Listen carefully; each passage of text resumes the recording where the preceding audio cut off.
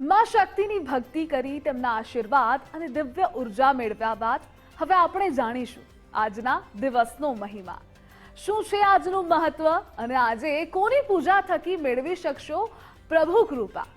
આવો જાણીએ આશુતોષજી આચાર્ય પાસેથી।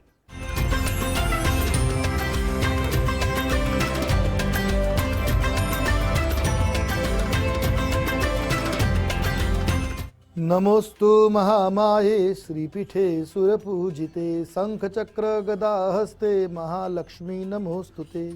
श्री गणेशाय नमः। तपोवन गुजरात में आप सर्व दर्शकों हार्दिक स्वागत है। आज जानिए दिन में मामा आज तारीख थई रही है 23 फेब्रुआरी 2024। આજનો વાર છે શુક્રવાર।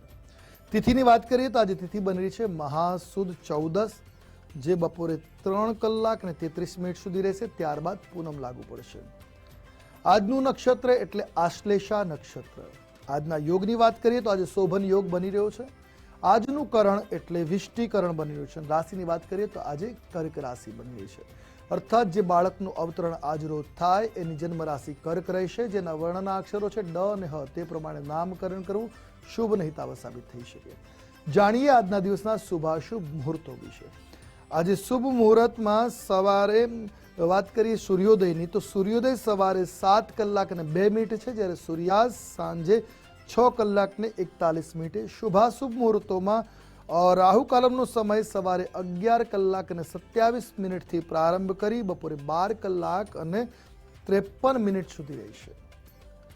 અભિજીત મુહૂર્તની વાત કરવામાં આવે તો અભિજીત મુહૂર્તનો સમય 12 કલાક અને 30 મિનિટથી પ્રારંભ કરી 1 કલાક ને 16 મિનિટ સુધી રહેશે। વિજય મુહૂર્તની વાત કરીએ તો વિજય મુહૂર્ત બપોરે 2 કલાક અને 49 મિનિટથી પ્રારંભ કરી બપોરે 3 કલાક અને 35 મિનિટ સુધી રહેશે। આ ઉપરાંત આજે વ્રતની પૂર્ણિમા છે। માઘ માસનું જે પૂનમનું વ્રત કરતા હોય એના માટે આજે વ્રતની પૂનમ। આજે રવિ યોગ બની રહ્યો છે, જે સાંજે 7 કલાક અને 26 મિનિટ સુધી રહેશે।